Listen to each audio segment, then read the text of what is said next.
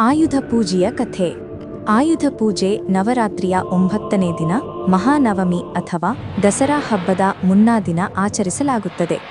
ಇದಕ್ಕೆ ಹಲವು ಪೌರಾಣಿಕ ಹಾಗೂ ಐತಿಹಾಸಿಕ ಕಥೆಗಳಿವೆ. ಅವುಗಳಲ್ಲಿ ಪ್ರಮುಖವಾದವು: 1. ಅರ್ಜುನನ ಆಯುಧ ಪೂಜೆ. ಮಹಾಭಾರತದ ಕಾಲದಲ್ಲಿ ಪಾಂಡವರು ವನವಾಸದಲ್ಲಿದ್ದಾಗ 1 ವರ್ಷ ಅಜ್ಞಾತವಾಸದಲ್ಲೂ ಕಾಲ ಕಳೆಯಬೇಕಾಯಿತು.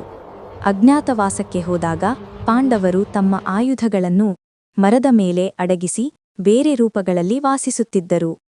ಅಜ್ಞಾತವಾಸ ಮುಗಿದ ನಂತರ ವಿಜಯದಶಮಿ ದಿನ ಅವರು ತಮ್ಮ ಆಯುಧಗಳನ್ನು ಒಂದು ಮರದಲ್ಲಿ ಅಡಗಿಸಿಕೊಂಡಿದ್ದನ್ನು ತೆಗೆದುಕೊಂಡರು. ಅದನ್ನು ಶುದ್ಧವಾಗಿ ತೊಳೆದು ದೇವರನ್ನು ನೆನೆದು ಪೂಜಿಸಿದರು. ನಂತರ ಆ ಆಯುಧಗಳ ಸಹಾಯದಿಂದ ಅವರು ತಮ್ಮ ಶತ್ರುಗಳ ಮೇಲೆ ವಿಜಯ ಸಾಧಿಸಿದರು. 2. ದೇವಿಯ ಆಯುಧ ಪೂಜೆಯ ಇನ್ನೊಂದು ಕಥೆಯನ್ನು ಹೇಳುತ್ತೇನೆ. ದೇವಿ ಮಹಿಷಾಸುರನನ್ನು ಸಂಹರಿಸಲು ಬಂದಾಗ ದೇವತೆಗಳು ತಮ್ಮ ತಮ್ಮ ಆಯುಧಗಳನ್ನು ಅವಳಿಗೆ ಕೊಟ್ಟರು.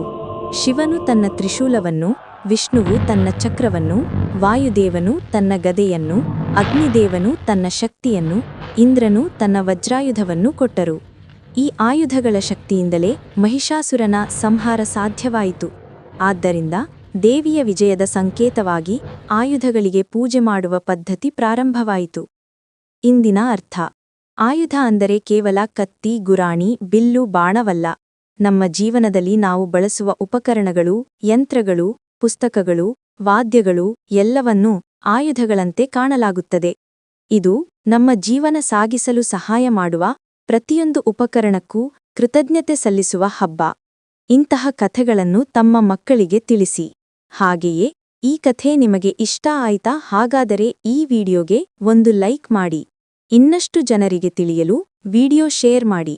ಇನ್ನೂ ಹೆಚ್ಚಿನ ಇಂಟ್ರೆಸ್ಟಿಂಗ್ ಕಥೆಗಳಿಗಾಗಿ ಈ ಚಾನೆಲ್ ಅನ್ನು ಸಬ್ಸ್ಕ್ರೈಬ್ ಮಾಡಿ. ಧನ್ಯವಾದಗಳು.